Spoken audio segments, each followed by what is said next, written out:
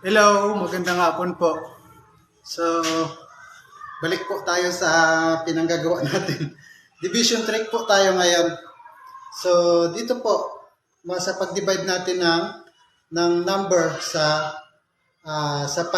So, paano po yung mabilis at saka madaling paraan. So, ganun lang po. I-multiply lang po natin yung number na yon sa 2. Tapos lagyan natin ng decimal doon sa pagitan nila. So, ganito po. Halimbawa, 16 divide 5. So, times lang po natin yan sa 2, yung 16. 16 times 2 ay 32.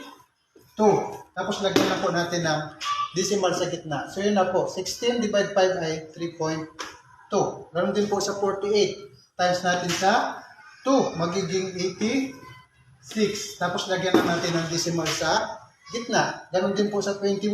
Times 2, magiging 42. Lagyan na ng decimal sa gitna, 4.2. Ganon din po sa 34 divide 5, magiging 68. Then lagyan lang natin ng decimal sa gitna. Ang sagot sa 34 divide 5 ay 6.8. So,